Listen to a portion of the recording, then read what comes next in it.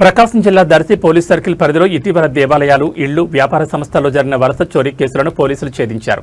SP Harshavardhan రాజు ఆదేశాల మేరకు Darsi DSP Balamuralikrishna పర్యవేక్షణలో దర్శి సీఐ వై రామారావు ఆధ్వర్యంలో Tallur SI Mallikarjunarao, Donakonda SI L Ramakrishna నేతృత్వంలోని బృందాలు నిందితులను పట్టుకున్నారు.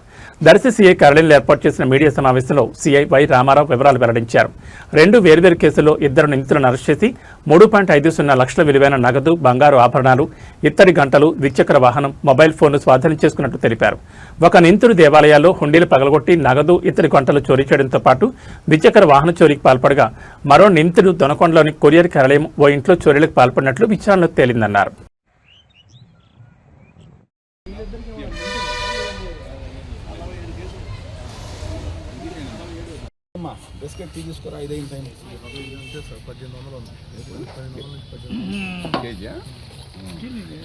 చూడరాదు ఎన్ని కట్ చేసేసారు, ఎన్ని కొత్త చేసి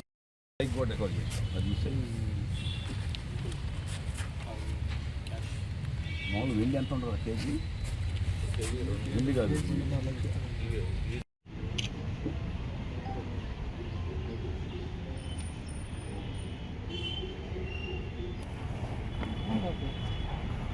అందరికీ నమస్కారం.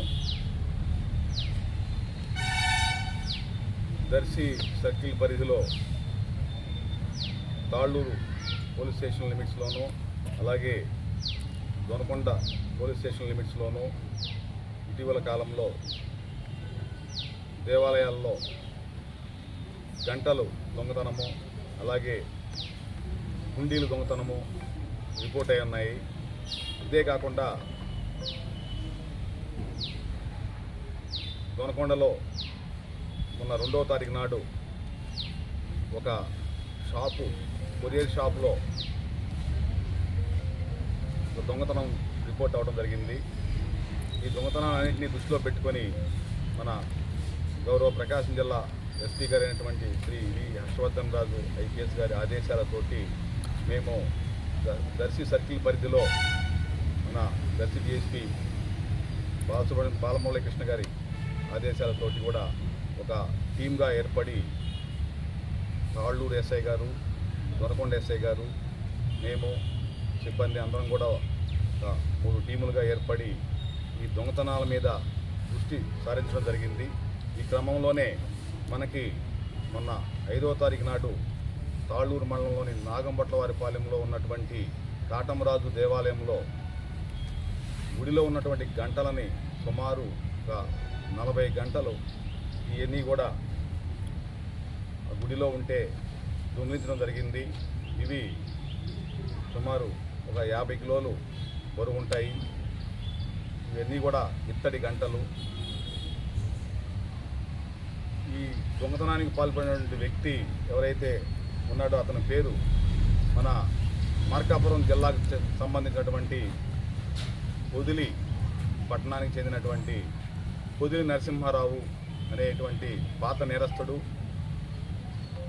ఇతని మీద దాదాపుగా 40కి పైగా కేసులు మన జిల్లాలోనూ మార్కాపురం జిల్లాలోనూ వివిధ పోలీస్ స్టేషన్లో నమోదై ఉన్నాయి.